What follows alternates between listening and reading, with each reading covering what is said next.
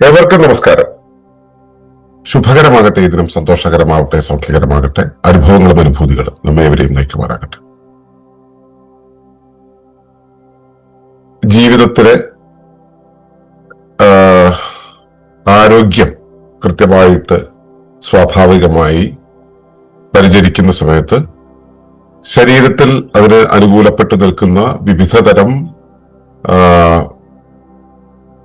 വ്യവസ്ഥകളെ കുറിച്ചാണ് നമ്മുടെ ഇപ്പോഴത്തെ ചർച്ച നടന്നുകൊണ്ടിരിക്കുന്നത്. അപ്പൊ അതില് ഇന്ന് നമ്മൾ സംസാരിക്കുന്നത് ലിംഫാറ്റിക് സിസ്റ്റം അഥവാ ലസികാ വ്യൂഹം എന്നുള്ളതിനെ കുറിച്ചാണ്. ശരീരത്തിന്റെ പ്രവർത്തനങ്ങളുടെ ഫലമായി ഉണ്ടാകുന്ന മാലിന്യങ്ങളെയും അനുചിതമായ വസ്തുക്കളെയും ഒക്കെ ശരീരം വേർതിരിച്ചെടുത്ത് ശുചീകരിക്കുന്നത് ഈ ലസികാവ്യൂഹം വഴിയാണ്. അപ്പൊ അതിനെക്കുറിച്ചാണ് നമ്മൾ ഇവിടെ പറയുന്നത് ഇങ്ങനെയാണ്: lymphatic system drains waste, supports immunity and prevents inflammation. ലസികാവ്യൂഹവും ആരോഗ്യവും. ലസിക അഥവാ ലിംഫാറ്റിക് വ്യൂഹം ശരീരത്തിന്റെ ദ്രാവക ബഹിർഗമന സംവിധാനവും പ്രതിരോധ പിന്തുണാ വ്യവസ്ഥയുമാണ്. ഇത് കോശങ്ങളിൽ നിന്നുള്ള അധിക ദ്രാവകം നീക്കം ചെയ്യുകയും മാലിന്യങ്ങളും വിഷാംശങ്ങളും ശുദ്ധീകരിക്കുകയും പ്രതിരോധ സംരക്ഷണത്തെ പിന്തുണയ്ക്കുകയും ചെയ്യുന്നു. ഇത് ദഹന പ്രക്രിയയിൽ നിന്ന് കൊഴുപ്പിനെ ആഗിരണം ചെയ്യാനും വീക്കം നിയന്ത്രിക്കാനും സഹായിക്കുന്നു. ലിംഫ് ദ്രാവകം, ലിംഫ് കുഴലുകൾ, ലിംഫ് നോഡുകൾ, പ്ലീഹ, തൈമസ്, ടോൺസിലുകൾ, കുടലിലെ ലിംഫ് കലകൾ എന്നിവയാണ് മുഖ്യ ഭാഗങ്ങൾ. ഇതിനായി പ്രത്യേക പമ്പ് ഇല്ലാത്തതിനാൽ ഒഴുക്കിനായി ചലനം, ശ്വസനം, പേശികളുടെ പ്രവർത്തനം എന്നിവയെ ആശ്രയിക്കുന്നു. ഇത് പ്രതിരോധ, രക്തചംക്രമണ, ദഹന, ബാഹ്യാവരണ, ശ്വസന, നാഡി, എൻഡോക്രൈൻ, പേശി, അസ്ഥി, വിസർജന വ്യൂഹങ്ങളുമായി നേർബന്ധം പുലർത്തുന്നു. ആരോഗ്യകരമായ ലിംഫ് ഒഴുക്ക് വീക്കം തടയുകയും പ്രതിരോധശേഷി മെച്ചപ്പെടുത്തുകയും വിഷാംശ വിസർജനത്തെ പിന്തുണയ്ക്കുകയും കോശങ്ങളെ ലഘുവായും ശുദ്ധമായും നിലനിർത്തുകയും ചെയ്യുന്നു. ചലനമില്ലായ്മ, ആഴമില്ലാത്ത ശ്വസനം, നിർജ്ജലീകരണം, സമ്മർദ്ദം, വിഷാംശങ്ങൾ, ഇറുകിയ വസ്ത്രങ്ങൾ, അമിതവണ്ണം, അണുബാധകൾ, മോശം ദഹനം എന്നിവ ലിംഫ് ഒഴുക്കിനെ മന്ദഗതിയിലാക്കുന്നു. തുടർന്ന് മാലിന്യങ്ങൾ കെട്ടിക്കിടക്കുകയും അത് വീക്കം കുറഞ്ഞ പ്രതിരോധശേഷി, കോശജ്വലനം അഥവാ കോശജ്വലനം, തളർച്ച, ചർമ്മ പ്രശ്നങ്ങൾ, ഇടയ്ക്കിടെ ഉള്ള അണുബാധകൾ, മന്ദശമനം എന്നിവയ്ക്ക് കാരണമാകുന്നു. ചലനം, ആഴത്തിലുള്ള ശ്വസനം, ജലാംശം, ശുദ്ധമായ ഭക്ഷണം, വിയർക്കൽ, മസാജ്, വിശ്രമം, സമ്മർദ്ദം കുറയ്ക്കൽ, താളാത്മക ജീവിതം എന്നിവയിലൂടെ ആരോഗ്യം തിരിച്ചു വരുന്നു. അപ്പോ ഇതാണ് ഇന്നത്തെ പ്രമേയം. ലസികാവ്യൂഹം അല്ലെങ്കിൽ ലിംഫാറ്റിക് സർക്കുലേഷൻ, ലിംഫാറ്റിക് വ്യവസ്ഥ എന്നൊക്കെ പറയും. ഇത് നമ്മുടെ കോശങ്ങള് ജീവിച്ചിരിക്കുന്നു എന്നുള്ളതിന്റെ ഏറ്റവും പ്രധാന തെളിവെന്ന് പറയുന്നത് അവയുടെ മെറ്റാബോളിക് ആക്ടിവിറ്റിയാണ്, ചയാപചയ പ്രവർത്തനങ്ങൾ. ഒരു വ്യവസ്ഥ അതിന്റെ പരിസരത്തു നിന്നും പരിസര ഘടകങ്ങളെ സ്വീകരിച്ച് തന്നിലൂടെ കടത്തിവിട്ട് തന്റെ ഭാഗമാക്കി മാറ്റുകയും അതുപോലെ തന്നെ തന്റെ ഭാഗമായിരുന്ന ഘടകങ്ങളെ അവയിലേക്ക് തിരിച്ച് നൽകിക്കൊണ്ട്, ഈ പ്രവാഹത്തിലേക്ക് തിരിച്ചു നൽകിക്കൊണ്ട് ആ പ്രവാഹത്തെ സമ്പൂർണമാക്കുകയും ചെയ്യുമ്പോഴാണ് ഒരു ജീവിക്ക് ആരോഗ്യകരമായി നിലനിൽക്കാൻ കഴിയുക. അപ്പോൾ സ്ഥായിയായി ശരീരത്തിൽ ഒന്നുമില്ല, അത് പരിസര ഘടകങ്ങൾ ശരീരത്തിലൂടെ വന്ന് കുറച്ചു കാലം നിന്ന് വെളിയിലേക്ക് പോകുന്നതിനെയാണ് നമ്മൾ ഒരു ശരീരമായി കാണുന്നത്. അപ്പൊ ഈ പ്രവാഹത്തില് ഈ വിസർജനം എന്നുള്ള പ്രക്രിയ നടക്കേണ്ടതുണ്ട്. അതായത് ശരീരത്തിനകത്തേക്ക് കയറി ശരീരത്തിന്റെ ഭാഗമായിരുന്ന് അതിനുശേഷം ശരീരത്തിന്റെ ഭാഗമല്ലാതായി തീരുന്നവയെ വെളിയിലേക്ക് ഒഴുക്കി കളയേണ്ടതുണ്ട്. ഈ പ്രവർത്തനം നടത്തുവാനുള്ള ശരീരത്തിന്റെ സംവിധാനത്തിന്റെ ഏറ്റവും പ്രധാന അവയവമാണ് ഈ ലിംഫാറ്റിക് സിസ്റ്റം എന്ന് പറയുന്നത്. ഇതിന് ലസിക എന്നാണ് മലയാളത്തിലും സംസ്കൃതത്തിലും ഒക്കെ പറഞ്ഞു വരുന്നത്. പ്രധാനമായിട്ടും ഈ മെറ്റാബോളിക് ആക്ടിവിറ്റി നടക്കുന്ന ഇടം എന്ന് പറയുന്നത് കോശങ്ങളാണല്ലോ. അപ്പോ കോശങ്ങൾ അതിനെ നിർവഹിക്കുന്നത് അതിന്റെ പരിസരത്ത് നിന്നും വേണ്ടുന്നതെടുത്ത് പരിസരത്തേക്ക് വേണ്ടാത്തത് കൊടുത്താണ്. അപ്പൊ ഈ പരിസരത്തെയാണ്, കോശങ്ങളുടെ പരിസരത്തെയാണ് നമ്മൾ സാധാരണ രീതിയിൽ ഇന്റർ സെല്ലുലാർ ഫ്ലൂയിഡ് അല്ലെങ്കിൽ കോശാന്തര ദ്രവം, കോശങ്ങൾക്കിടയിലുള്ള ദ്രവം എന്നൊക്കെ പറയുന്നത്. അപ്പോ കോശാന്തര ദ്രവത്തിൽ ഇവയെല്ലാം വന്നു ചേരുന്നു. അതായത് മെറ്റാബോളിക് ആക്ടിവിറ്റി കഴിഞ്ഞതിന് ശേഷമുള്ള ഈ മാലിന്യം എന്ന് പറയാം, അതിനേക്കാളും നല്ലത് അവശിഷ്ടം, റെസിഡ്യൂ എന്ന് പറയുന്നതായിരിക്കും ഏറ്റവും നല്ലത്. ആ മാലിന്യങ്ങളെ അല്ലെങ്കിൽ അവശിഷ്ടങ്ങളെ അവിടെ നിന്നും മാറ്റേണ്ടതുണ്ട്. മാറ്റാനായിട്ട് പ്രത്യേകിച്ച് പമ്പിംഗ് സംവിധാനമൊന്നും നമ്മുടെ ശരീരത്തിലില്ല. അതുകൊണ്ട് തന്നെ ശരീരം ചലിക്കുകയും പ്രവർത്തിക്കുകയും ഒക്കെ ചെയ്യുന്ന സമയത്ത് അത് അവയിൽ നിന്നും ഈ ലിംഫാറ്റിക് സർക്കുലേഷനിലേക്ക് കയറുകയാണ് ചെയ്യുക. അപ്പൊ അങ്ങനെ ലിംഫിലൂടെ ഇത് കടന്ന് ശരീരത്തിന് വേണ്ടുന്ന ഈ പ്ലാസ്മിക് രൂപത്തിലുള്ള പ്ലാസ്മിക് ആയിട്ടുള്ള കുറെ ഘടകങ്ങളുണ്ട്. അപ്പോ ലിംഫാറ്റിക് സർക്കുലേഷൻ ബ്ലഡ് സ്ട്രീമിലേക്ക് നൽകുന്നത് ലിംഫ് നോഡുകള് ഇതിനെ ഫിൽട്ടർ ചെയ്തെടുത്തതിന് ശേഷമാണ്. അതായത് കോശാന്തര ദ്രവത്തിൽ നിന്നും വെളിയിലേക്ക് വരുന്ന ലിംഫിലേക്ക് വരുന്ന ദ്രവം, അതിലെ ഈ രക്തത്തിന്റെ പ്ലാസ്മ ഉണ്ടല്ലോ, പ്ലാസ്മ അതിനകത്തുണ്ടാവും. അതിനെ മുഴുവൻ സ്വീകരിച്ച് അതിനെ ഫിൽട്ടർ ചെയ്തിട്ട് വേണ്ടാത്തവയെ മാറ്റി വിസർജനാവയവങ്ങളിലേക്ക് പതുക്കെ നൽകി അതിനുശേഷം വേണ്ടുന്നവയെ ഹൃദയത്തിനടുത്ത് വെച്ച് ഇത് രക്തത്തിലേക്ക് കൊടുത്ത് ഏതാണ്ട് 80% ഇതിങ്ങനെ ഫിൽട്ടർ ചെയ്ത് മാറ്റിയിട്ട് ശുദ്ധീകരിച്ച ശേഷം രക്തത്തിലേക്ക് കൊടുക്കുന്നതാണ് പറയപ്പെടുന്നത്. 70-80% കൊടുക്കുന്നതാണ് പറയപ്പെടുന്നത്. അങ്ങനെ കൊടുത്ത് ഈ വേണ്ടുന്നതിനെ വേർതിരിച്ചെടുക്കുക എന്നുള്ള, വേണ്ടുന്നവയെ മാത്രം വേർതിരിച്ച് രക്തത്തിലേക്ക് കലർത്തുക എന്നുള്ളതാണ് ലിംഫാറ്റിക് വ്യൂഹം കരുതുന്നത്. ഈ പ്രവാഹം തടസ്സമാകുമ്പോഴാണ് നമ്മുടെ ശരീരത്തിൽ പലപ്പോഴും വീക്കം ഉണ്ടാവുന്നത്. അതിനെ കോശജ്വലനം എന്ന് പറയാറുണ്ട്. കോശജ്വലനം വെറും വീക്കം മാത്രമല്ല, വീക്കത്തിന് കാരണമാകുന്ന സാഹചര്യങ്ങൾ, പശ്ചാത്തലങ്ങൾ, വീക്കത്തിന് പാകത്തിൽ, അതായത് വിസർജന പ്രക്രിയയ്ക്ക് പാകത്തിൽ, എക്സ്റ്റേണലി ഉള്ള വിസർജന പ്രക്രിയയ്ക്ക് പാകത്തിലുള്ള ഈ കോശങ്ങൾ വികസിക്കല്, കോശാന്തര ദ്രവങ്ങൾക്കിടയിലുള്ള ഇടം കൂട്ടൽ, ഇങ്ങനെയുള്ള കുറച്ച് കാര്യങ്ങളെല്ലാം കൂടെ ചേർത്തിട്ട് വരുന്നത്. അപ്പൊ ഇങ്ങനെ വന്ന് ശരീരത്തെ ശുചീകരിക്കുന്ന ഒരു സിസ്റ്റമാണ് ലിംഫാറ്റിക് സിസ്റ്റം എന്ന് പറയുന്നത്. അപ്പോ കോശങ്ങളിൽ നിന്നുള്ള അധിക ദ്രാവകം നീക്കം ചെയ്യുക, മാലിന്യങ്ങളും വിഷാംശങ്ങളും ശുദ്ധീകരിക്കുക, പ്രതിരോധ സംരക്ഷണത്തെ പിന്തുണയ്ക്കുക, ഈ 3 കാര്യങ്ങളാണ് ഈ ലിംഫാറ്റിക് സിസ്റ്റം ചെയ്യുന്നത്. ഇതുപോലെ തന്നെ ഇത് ദഹന പ്രക്രിയയിൽ നിന്നും കൊഴുപ്പിനെ ആഗിരണം ചെയ്യുന്നത്. ഇതേ വ്യവസ്ഥ തന്നെ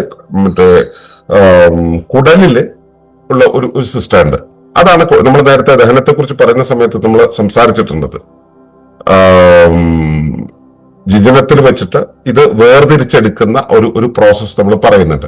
അപ്പോ അവിടെ വെച്ച് ഇത് കൊഴുപ്പിനെ ആഗിരണം ചെയ്തിട്ട് അത് കരളിലേക്ക് നേരിട്ട് കൊടുക്കുന്നതിന് പകരം അത് ഈ ലിംഫാറ്റിക് സർക്കുലേഷന്റെ ഭാഗമാക്കി തീർക്കുന്ന ഒരു പരിപാടി കൂടെ നമ്മൾ പറഞ്ഞിട്ടുണ്ട്. അപ്പോ കുടലിലെ വീക്കം നിയന്ത്രിക്കുക എന്നുള്ളതാണ് അവിടുത്തെ കാര്യം. ഈ ലിംഫ് എന്ന് പറയുന്നത് ഒരു ദ്രാവക രൂപത്തിലാണെന്ന് പറഞ്ഞല്ലോ. അത് കോശാന്തര ദ്രവത്തിലുള്ള ദ്രാവക രൂപത്തിലുള്ള ലിംഫ് ദ്രാവകം ലിംഫ് കുഴലുകളിലൂടെ സഞ്ചരിക്കും. പിന്നെ ലിംഫ് നോഡുകൾ വഴി അത് ഫിൽട്ടർ ചെയ്യും. പിന്നെ പ്ലീഹ, തൈബസ്, ടോൺസിലുകൾ തുടങ്ങിയ അതുപോലെ കുടലിലെ ലിംഫ് കലകൾ ഇവയെല്ലാം ഇതിനകത്ത് ഇൻവോൾവ് ചെയ്യും. ഇങ്ങനെ വരുന്ന ഒരു കുറച്ച് ഘടകങ്ങൾ ഉപയോഗിച്ചുകൊണ്ടാണ് ഇത് പ്രവർത്തിക്കുന്നത്. ഇത് ശരീരമെമ്പാടും വ്യാപിച്ചിരിക്കുന്നു. ശരീരത്തിലെ എല്ലാ ഭാഗത്തും കോശങ്ങളെല്ലാം എവിടെയൊക്കെ ഉണ്ടോ അവിടെയെല്ലാം ഈ സംവിധാനം വ്യാപിച്ചിരിക്കുന്നു. ഇത് രക്തക്കുഴലിന്, രക്തവിതരണ സംവിധാനത്തിന് സമാന്തരമായിട്ടുള്ള ഒരു വിതരണ സംവിധാനമാണ്, അല്ലെങ്കിൽ ഗതാഗത സംവിധാനമാണ്. പക്ഷെ രക്തത്തിന് അവിടെ ഈ ഹൃദയം എന്ന് പറഞ്ഞ ഒരു പമ്പിംഗ് സംവിധാനമുണ്ട്. ലിംഫിന് അങ്ങനെ ഒരു സംഭവം ഇല്ല. ഇത് ചലനത്തിലൂടെ, നമ്മുടെ ശരീര ചലനത്തിലൂടെയാണ് ഇത് സംഭവിക്കുന്നത് എന്നുള്ളതാണ് ഇതിന്റെ പ്രത്യേകത. അപ്പോ ചലനം, ചലനം മാത്രമല്ല, ശ്വസനം, പേശികളുടെ പ്രവർത്തനം എന്നിവയെ ആശ്രയിക്കുന്നു. ഇത് ശരീരത്തിലെ പ്രതിരോധ വ്യവസ്ഥയായിട്ട് ചേർന്ന് പ്രവർത്തിക്കുന്നുണ്ട്, രക്തചംക്രമണ വ്യവസ്ഥയായിട്ട് ചേർന്ന് പ്രവർത്തിക്കുന്നുണ്ട്, ദഹന വ്യവസ്ഥയായിട്ട് ചേർന്ന് പ്രവർത്തിക്കുന്നുണ്ട്, ബാഹ്യ ആവരണ വ്യവസ്ഥയായിട്ട് ചേർന്ന് പ്രവർത്തിക്കുന്നുണ്ട്, ശ്വസന വ്യവസ്ഥയായിട്ട്, നാഡീ വ്യവസ്ഥയായിട്ട്, എൻഡോക്രൈൻ സിസ്റ്റവുമായിട്ട്, പേശി അസ്ഥി വ്യവസ്ഥയുമായിട്ട്, വിസർജന വ്യൂഹവുമായിട്ട് ഇത് നേർബന്ധം പുലർത്തുന്നുണ്ട്. അപ്പോൾ ഈ സിസ്റ്റം ഒറ്റയ്ക്കല്ല പ്രവർത്തിക്കുക, എല്ലാ സിസ്റ്റങ്ങളും കൂടെ ചേർത്താണ് പ്രവർത്തിക്കുക എന്നുള്ളത് ഇവിടെ കൃത്യമായിട്ട് ബോധ്യപ്പെടേണ്ടതുണ്ട്. ആരോഗ്യകരമായ ലിംഫ് ഒഴുക്ക് വീക്കം തടയും. കാരണം ഒരിടത്തും ഈ മാലിന്യത്തെ തടഞ്ഞു വയ്ക്കുന്നില്ല, അവിടെ അടിഞ്ഞുകൂടൽ ഉണ്ടാകുന്നില്ല, വിഷസങ്കലനം ഉണ്ടാകുന്നില്ല, അതുവഴിയുള്ള തുറക്കൽ ഉണ്ടാകുന്നില്ല. ഇത് ശരിയാം വിധമുള്ള സ്ട്രീമിലൂടെ ഇപ്പൊ നമ്മുടെ വീട്ടിലെ ഡ്രെയിനേജ് കൃത്യമായിട്ട് പ്രവർത്തിക്കുന്നെങ്കിൽ എവിടെയും തടസ്സം വരില്ല, ദുർഗന്ധം ഉണ്ടാവില്ല, അസുഖം ഉണ്ടാവില്ല, അണുബാധ ഉണ്ടാവില്ല, അത് കൃത്യമായിട്ട് നടക്കും. അത് എവിടെയെങ്കിലും തടസ്സം ഉണ്ടായി കഴിഞ്ഞാൽ പിന്നെ ഇതെല്ലാം ഉണ്ടായി എന്നും വരും. അത് കോശങ്ങളെ ലഘുവായും ശുദ്ധമായും നിലനിർത്തുക എന്നുള്ളതാണ് അതിന്റെ പർപ്പസ്. ഇത് സാധാരണ ഉണ്ടാകുന്നത് നമ്മുടെ ശരീരത്തിന് വലിയ ചലനമില്ലാതെ ഇങ്ങനെ നമ്മൾ അനങ്ങാതെ ഇരിക്കുകയും ആവശ്യത്തിന് വ്യായാമം കിട്ടാതെയൊക്കെ ചെയ്യുമ്പോഴാണ് ഉണ്ടാവുന്നത്. അതുപോലെ തന്നെ ഈ വളരെ ഷാലോ ആയിട്ടുള്ള ബ്രീത്തിങ് നടക്കുന്ന ആളുകളിൽ ഈ ലിംഫാറ്റിക് സർക്കുലേഷൻ വളരെ പെരിഫറൽ ആയിട്ടാണ് വർക്ക് ചെയ്യുക, ആഴത്തിൽ അത് പോകില്ല. പിന്നെ ഇതില് ഈ ഒഴുക്കില് പ്രധാനമായിട്ടുള്ളത് ഒഴുക്കിന്റെ കാരിയറായിട്ടുള്ള ജലമാണ്. ജലത്തിന്റെ അംശം ശരീരത്തിലേക്ക് കുറഞ്ഞിട്ടുണ്ടെങ്കിൽ അത് വളരെ മോശമായിട്ടാണ് പ്രവർത്തിക്കുക. കാരണം ഈ ലിംഫ് വേർതിരിക്കുന്ന മാലിന്യങ്ങൾ നമ്മുടെ വിസർജനാവയവങ്ങൾ വഴിയാണ് വെളിയിലേക്ക് പോവുക. ഇപ്പോ ഉദാഹരണത്തിന് കിഡ്നി, ശ്വാസകോശം, സ്കിന്ന്, അതുപോലെ തന്നെ ഈ വൻകുടൽ തുടങ്ങിയ വഴികളിലൂടെയാണ് ഇത് വെളിയിലേക്ക് പോകുന്നത്. അവിടേക്ക് ഇത് എത്തിക്കണമെന്നുണ്ടെങ്കിൽ ജലം ശരീരത്തിൽ ഉണ്ടാവണം. പിന്നെ ശരീരത്തിൽ സമ്മർദ്ദം ഉണ്ടായി, രക്തസമ്മർദ്ദമോ മാനസിക സമ്മർദ്ദമോ മറ്റേതെങ്കിലും തരത്തിലുള്ള സമ്മർദ്ദം ഉണ്ടായിട്ടുണ്ടെങ്കിൽ ഈ ലിംഫാറ്റിക് സർക്കുലേഷൻ താറുമാറാകും. ശരീരത്തിൽ വിഷാംശങ്ങൾ കൂടിയാൽ, അതായത് ഒരു ചെറിയ കുഴലുണ്ട്, ആ കുഴലിൽ കൂടെ പോകാവുന്ന വസ്തുക്കളുണ്ട്, അതിനപ്പുറത്തേക്ക് ഇതിലൊന്നും പെടാത്ത വേറെ ഏതെങ്കിലും തരത്തിലുള്ള ഷവറുകൾ അടിച്ചു ചേർന്നാൽ, ഏതെങ്കിലും വിഷാംശങ്ങൾ അതിന്റെ കൂടെ വന്നു ചേർന്നിട്ടുണ്ടെങ്കിൽ സ്വാഭാവികമായിട്ട് ഈ ഒഴുക്ക് തടസ്സപ്പെടുമല്ലോ. അപ്പൊ ഈ ഒഴുക്ക് തടസ്സപ്പെടുന്നതിന്റെ ഒരു സ്വാഭാവിക കാര്യമാണ് പറഞ്ഞത്. അസ്വാഭാവികമായിട്ട് നമ്മൾ ചെയ്യുന്ന ഒരു കാര്യമുണ്ട്. പലപ്പോഴും നമ്മളെ ടൈറ്റ് ഡ്രസ്സുകൾ ഇടും, ടീഷർട്ടുകൾ, ടൈറ്റായിട്ട് ടീഷർട്ട്സ് ഇടും. സ്ത്രീകളൊക്കെ പലപ്പോഴും പല ഡ്രസ്സ് ഇട്ട് ഇങ്ങനെ വലിഞ്ഞു മുറുക്കിയൊക്കെ വെക്കാറുണ്ട്.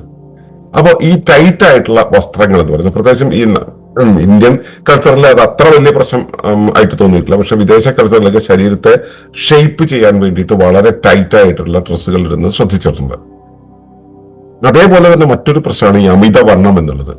ഏതെങ്കിലും ജീവിതാവസ്ഥകൾ കൊണ്ട് നമുക്ക് വണ്ണം വെച്ച് കഴിഞ്ഞിട്ടുണ്ടെങ്കിലും ഈ ലിംഫാറ്റിക് സർക്കുലേഷന് ശരീരത്തിന്റെ മൊത്തം കോശങ്ങളുടെയും ലിംഫിനെ എടുത്ത് വെളിയിലേക്ക് കളയാൻ പറ്റാത്ത രീതിയിൽ ഒരു വിസ്തൃതി വന്നു ചേരും. എന്ന് വെച്ചാൽ ഡ്രെയിനേജ് സിസ്റ്റം എത്രയാണോ അതിനേക്കാളും പരന്ന രീതിയിലുള്ള മാലിന്യ ഉൽപാദന സംവിധാനം ചുറ്റും ഉണ്ടായി കഴിഞ്ഞിട്ടുണ്ടെങ്കിൽ പിന്നെ ഈ ഡ്രെയിനേജ് മതിയാവില്ലല്ലോ. അതുകൊണ്ടും അമിതവണ്ണം ഉണ്ടെങ്കിലും ഈ ഒരു പ്രശ്നം ഉണ്ടാകും. അതേപോലെ തന്നെ അണുബാധകൾ വരുന്ന സമയത്ത് ഒരു പ്രശ്നം വരുന്നുണ്ട്.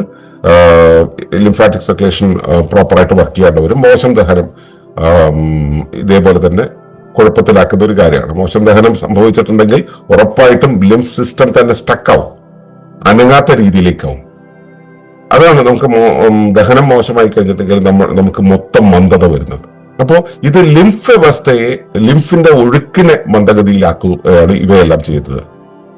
അപ്പൊ മാലിന്യങ്ങൾ കെട്ടിക്കിടക്കും, അത് വീക്കമുണ്ടാക്കും, ശരീരത്തിന്റെ പ്രതിരോധ ശേഷി, ശരീരത്തിന്റെ മറ്റ് പ്രതിരോധങ്ങൾ നടത്തേണ്ട ശേഷി മുഴുവൻ ഇതിനെ തള്ളി വിടുന്ന രീതിയിലേക്കുള്ള ഒരു അവസ്ഥ ഉണ്ടാക്കും. ഇപ്പോൾ ശരീരത്തിൽ ചില ഭാഗങ്ങളിൽ നമുക്ക് ചില സെൻസേഷൻസ് ഉണ്ടാകും. ചില ഭാഗത്ത് ചില കുത്തുന്ന പോലെയുള്ള വേദനകൾ, ചില ഭാഗത്ത് ചില ചൊറിച്ചിലുണ്ടാവും, ചില ഭാഗത്ത് ചില ഇങ്ങനെ ഉള്ളിൽ കൂടെ എന്തോ വലിഞ്ഞു പോകുന്ന പോലെയൊക്കെ ഉണ്ട്. ഇതെന്താ വെച്ചാൽ ഈ അടഞ്ഞെടുക്കുന്ന ലിംഫാറ്റിക് വ്യവസ്ഥയെ തുറക്കാൻ വേണ്ടിയുള്ള ശരീരത്തിന്റെ മെക്കാനിസമാണ്. അപ്പോ ഈ വിധത്തിലുള്ള പ്രവർത്തനങ്ങളിലേക്ക് ഊർജം കൂടുതൽ ചെലവാക്കുന്ന സമയത്ത് ശരീരത്തെ പ്രതിരോധിക്കാൻ വേണ്ടിയുള്ള ശരീരത്തിന്റെ ആ ഒരു വ്യവസ്ഥ തന്നെ താറുമാറായി പോകും. സ്വാഭാവികമായിട്ട് ഊർജ്ജം ഈ വഴിക്കൊക്കെ പോയി ഇതെല്ലാം നിൽക്കുന്ന സമയത്ത് എങ്ങനെയാണ് ശരീരത്തിന് ഊർജ്ജസ്വലമായിരിക്കാൻ പറ്റുക? അപ്പൊ സ്വാഭാവികമായിട്ട് തളർച്ച ഉണ്ടാവും, ചർമ്മപ്രശ്നങ്ങൾ ഉണ്ടാവും. ശരീരത്തിന്റെ സ്കിന്നിന് ആ ആരോഗ്യം നേരെ പ്രവർത്തിക്കുന്നില്ല എന്നുള്ളത് കാണിക്കാൻ പാകത്തിൽ വെളിയിൽ പ്രകടമായിട്ടുള്ള ചർമ്മപ്രശ്നങ്ങൾ ഉണ്ടാവും. പിന്നെ ഇടയ്ക്കിടയ്ക്ക് ഈ അണുബാധ ഉണ്ടാകുന്നതായിട്ട് തോന്നും. നമ്മുടെ ശരീരത്തിൽ അവിടെ ഇവിടെയും മറ്റു കുരുക്കളോ പഴുപ്പോ വല്ലതും ഉണ്ടെന്ന് വെച്ചാൽ ആ പഴുപ്പൊക്കെ വെളിയിലേക്ക് തള്ളി വെളിയിലേക്ക് വിടാൻ പറ്റാത്ത രീതിയിൽ ലിംഫ് സിസ്റ്റം മുഴുവൻ താറുമാറാകുന്നത് കൊണ്ട് തന്നെ ഇതിനെ അതിജീവിക്കാൻ കഴിയാതെ വരും. എന്തെങ്കിലും ചെറിയ അസുഖങ്ങളൊക്കെ ഉണ്ടെന്ന് വെച്ച് കഴിഞ്ഞാൽ അസുഖങ്ങളെ ശമിക്കാൻ സമയം എടുക്കും, കാലതാമസം എടുക്കും. പ്രതിരോധ ശേഷി മൊത്തത്തിൽ കുറഞ്ഞിരിക്കുകയാണല്ലോ. അപ്പോ ലിംഫാറ്റിക് സിസ്റ്റം താറുമാറായിട്ടുണ്ടെങ്കിൽ, അതിന് അപജയം വന്നിട്ടുണ്ടെങ്കിൽ, താറുമാറാന്ന് വെച്ചാൽ മൊത്തം താറുമാറാവേണ്ടതല്ല, അതിനൊരു അപജയം വന്നിട്ടുണ്ടെങ്കിൽ അത് ശരീരത്തിൽ അകത്ത് മുതൽ പുറത്തു വരെ എല്ലായിടത്തും പ്രകടമാവും. ജീവിതത്തിൽ പ്രകടമാവും, മന്ദഗതിയിലാവും, തളർച്ചയുണ്ടാവും, സ്കിന്ന് വളരെ മോശമായിരിക്കും. അതുപോലെ തന്നെ പല ബുദ്ധിമുട്ടുകൾ ഉണ്ടാവും, ശരീരത്തിൽ പലതരം സെൻസേഷൻസ് ഉണ്ടാവും, വീക്കുണ്ടാവും, പഴുപ്പുണ്ടാവും, ഇങ്ങനെയുള്ള കാര്യങ്ങളെല്ലാം ഉണ്ടാവും. അപ്പൊ ഇത് അതിജീവിക്കാൻ നമുക്ക് വേണ്ടത് ആവശ്യത്തിന് ചലനമാണ് പ്രധാനമായിട്ടും. ശരീരം നല്ലപോലെ വ്യായാമത്തിലൂടെ കടന്നു പോകണം, നല്ല ബ്രീത്തിങ് ഉണ്ടാവണം. നല്ല ബ്രീത്തിങ് എന്ന് വെച്ചാൽ ഇപ്പോൾ നമ്മുടെ കാർഡിയോ വാസ്കുലർ മൂവ്മെന്റുകൾക്ക് ശരിയായ വിധമുള്ള ഒരു ആഴത്തിലുള്ള ശ്വസനം ആവശ്യമാണെന്ന് നമുക്കറിയാം.